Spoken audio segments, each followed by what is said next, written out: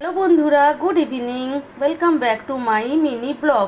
তো আজকে আমি চিকেন মোমো বানাবো, তাই ভাবলাম যে আমি আমার বন্ধুদের সাথে আমি কিভাবে বানাচ্ছি ওটা রেসিপিটা শেয়ার করি। তো দেখুন, এখানটায় আমি চিকেন কিমা নিয়ে নিয়েছি। প্রথমে তো এই যে চিকেন কিমা নিয়ে নিয়েছি, তারপরে আমি দিয়েছি সয়া সস, তারপরে আমি দিয়েছি গোলমরিচের পাউডার, আর এখানটায় কাঁচা লঙ্কা, কাঁচা পেঁয়াজ, আর এখানটায় মেশাবো আমি আদা রসুনের পেস্ট, যেটা আমি আদা রসুন গ্রেট করে রেখেছি, আর এখানটায় আমি দিয়েছি সল্ট। তো এবারে আমি অ্যাড করব এর সাথে ভিনিগার একটু, আর একটুখানি সয়া সস অ্যাড করলাম।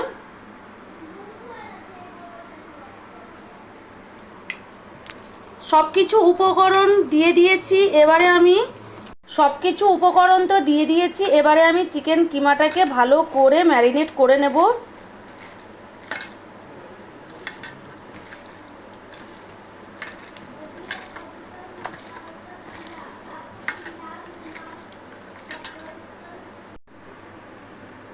দাও, এরপর আমি একটু সাদা তেল, এরপরে আমি সব উপকরণগুলোকে ভালো করে ম্যারিনেট করে নিচ্ছি।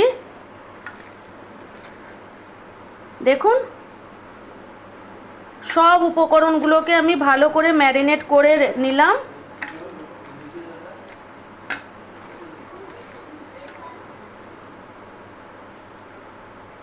তো এখানটায় আমি আগে থেকে ডোটাকে বানিয়ে রেখেছি। এটা ময়দা, আর আমার একটু ময়দা কম ছিল বলে আমি এর সাথে একটু আটা অ্যাড করেছি। তো আমার তো ময়দা মাখানো আছে, এবারে চটজলদি বেলবো আর বানাবো। তো দেখতে থাকুন।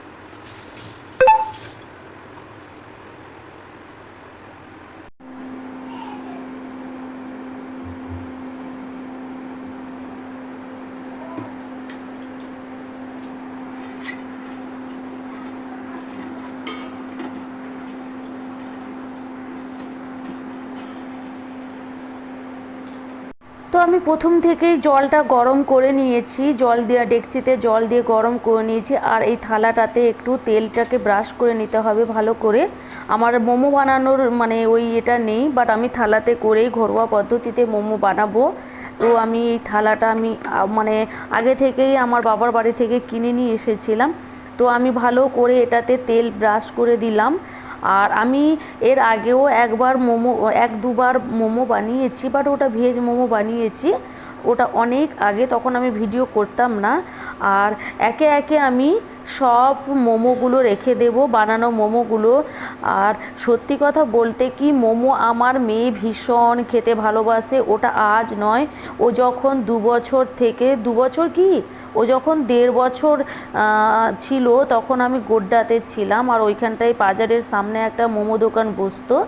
ওখানটায় ও আমাকে কিছুতেই রাস্তা পেরাতে দেবে না যতক্ষণ না আমি মোমো দোকানে যাব। মানে ও ছোটোবেলা থেকেই মোমো ভীষণ ভালোবাসে। তো তার জন্যই আমি গোড্ডাতে থাকাকালীন 1বার বানিয়েছি ভেজ মোমো, চিকেন মোমো বানাইনি তখন আমি। তো ও মানে আমার মেয়ে ভীষণ ভালোবাসে। আর এখানটায় তো মোমো পাওয়া যায় না, বাট আমরা বাড়ি গেলে ও বলতে গেলে পার ডে মোমো খায়, মানে এমন ওর মোমোর নেশা। তো এই যে আমি ঢাকাটাও দিয়ে দিলাম। তো কিছুক্ষণ ওয়েট করার পর এদিকে আমি কড়াতে সাদা তেল দিয়ে দিয়েছি মোমোর চাটনি বানানোর জন্য। মোমো বানাচ্ছি আর চাটনি বানাবো না, তাই কি কখনো হয়? তো কড়াতে প্রথমে 6-7টা শুকনো লঙ্কা দিয়ে দিলাম, 1টা 2টা 3টা মানে 5-6টা দিয়েছি। তো 6টা দিলাম, কারণ হচ্ছে আমার মেয়েও খেতে পারে, শুকনো লঙ্কাটা বেশি দেওয়াটা উচিত না যদি খায় তো। আর চাটনিটা বেশি তিখা হয় জানি, বাট এটা তো আমরা ঘরে বানাচ্ছি তাই না, তো একটু কম দিলাম। আর এখানটায় আমি 3টা টমেটো নিয়েছি, 3টা টমেটো যার যতটা প্রয়োজন ততটা নেবেন। তো এখানটায় টমেটোও নিলাম। আর রসুনের না কোয়াগুলোর মানে খোসা ছাড়াবেন না, তো খোসা ছাড়ালে ভালো লাগবে না। রসুন আর টমেটোটাকে ভালো করে ভেজে নেব। এখানটায় আমি লবণ অ্যাড করব না, কারণ হচ্ছে যখন আমি পেস্ট বানাবো তখন আমি লবণটা অ্যাড করে নেব। তো এইখানটায় মোমোটা বা মানে চাটনির জন্য যে টমেটোটা ভাজছি আর ওখানটায় আমি মোমোটাও দেখছি। তো এইখানটায় দেখুন কি অ্যাড করলাম, চিনেবাদাম। চিনেবাদামটা দিলে ওই চাটনিটা খেতে সত্যি খুব সুন্দর লাগে, না ঝাল হয় বেশি। আর সত্যি কথা বলতে কি এই চাটনিটা একবার বানিয়ে দেখবেন, এটা ধোসার সাথে ইডলির সাথেও খুব ভালো লাগে। তো আমি এখানটায় চিনেবাদামটাকেও ভালো করে ভেজে নেব, দেন আমি এটাকে মিক্সার গ্রাইন্ডারে মানে জারে দিয়ে ভালো করে এটাকে পেস্ট বানিয়ে নেব। তো ওখানটায় দেখতে দেখতে আমার মোমোটাও হয়ে গেছে। চলুন যাই মোমোটাকে দেখি। এই যে দেখুন খুব সুন্দর হয়েছে তাই না? তো মোমোগুলো তো খুব সুন্দর হয়েছে। আর মানে একটা ধাপ তো হয়ে গেছে, তো বের করে নিচ্ছি। দেখুন কত সুন্দর হয়েছে। তো হ্যাঁ আমি জানি আমি থালায় করেছি, তো ওটাতে তো জল ভাবটা আসে, তো জল টপ টপ করে পড়ছিল, তো সাইড করে দিলাম। আর এখানটায় আমি ভাবলাম যে না জলটা একটু বেশি হয়ে গেছিলো প্রথম স্টেপে, তো আমি জলটা একটু কমিয়ে আবার বসালাম ডেকচিটাকে। তো মোমো রেসিপিটা কেমন লাগলো প্লিজ কমেন্ট করে জানাবেন। মোমোগুলোকে বের করে নিয়েছি, 5টা হয়েছে, আর আমার মেয়ে একটা নিয়ে চলে গেছে খেতে অলরেডি। এই যে এইখানটায় বসে খাচ্ছে। কেমন হয়েছে? ভালো হয়েছে?